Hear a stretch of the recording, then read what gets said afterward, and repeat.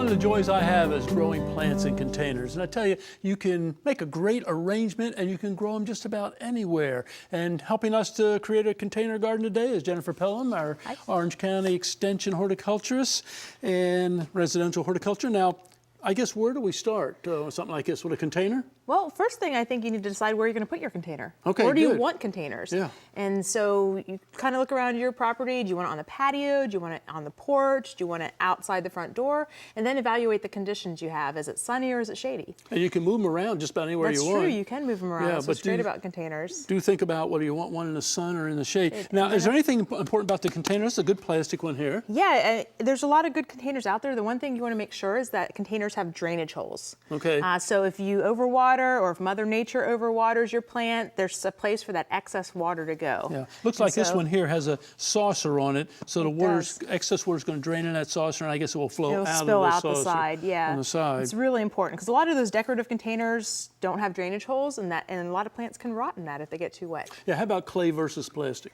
With the clay pots, you're going to have to water those more often because the clay can breathe, and so the water is going to evaporate more, where plastic's going to hold in the water, and you won't have to water it as often. Now let's talk about planting a little bit here. How about this stuff here? Is there anything important to look for in a soil? Well, that's a good potting mix. You want to make sure the potting mix is nice and light, and you don't want it too heavy to be in the container, so nice and light for the roots to grow. And a good potting mix that you can get at your local garden center will probably be sufficient. Yeah. Let's see if our listeners know what heavy means. Do you know what heavy means?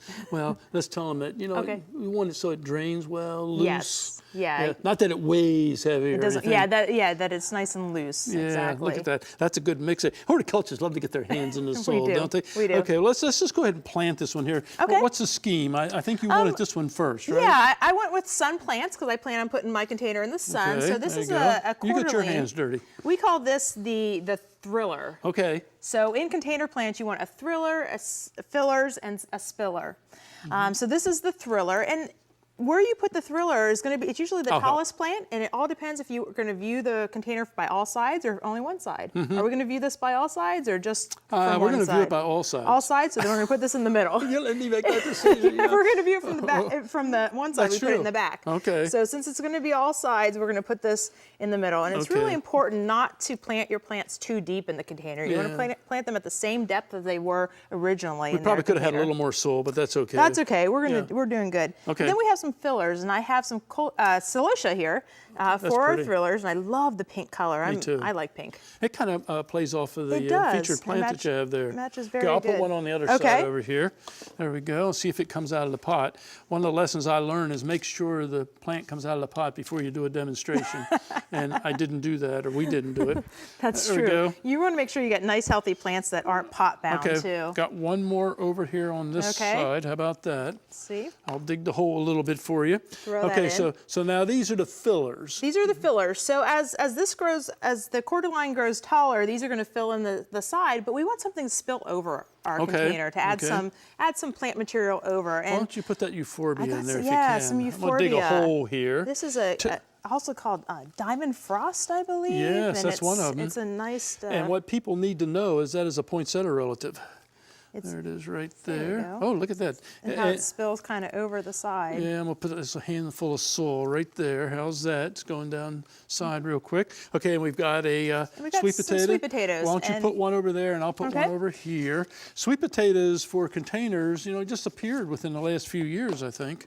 Yeah, they're great plants. And these are all annual plants, so they do have a season, and that's something you need to take into account too when you're selecting plants. Make sure you're growing it in the right season here in Florida. It's really important. Yeah, there we go. That's kind of neat. And when you initially have a planter like this, it may not, it's not going to be mature, and so it's going to grow. So what care do we need? So you want to make sure to keep it moist. You don't want to keep it too wet. You don't want to keep it too dry, but keep it a nice moisture level.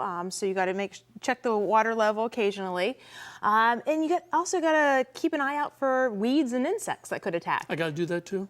Even though it's a container, weeds might move in. And weeds are going to compete with our plants for space and for water and for nutrients and insects. So check the leaves now and then, maybe once or twice a month. You want to go out and see if there's any bugs eating your plants. Thanks, Jennifer. All right. Appreciate it very much. Thank Good you. job here. So if you want a container garden, well, we made it look easy, didn't we? It's just that easy for you too. You can put in flowers. Tell you what, put in vegetables, put in herbs. Could be fun. Get information you need from your extension office. This is a beautiful job here.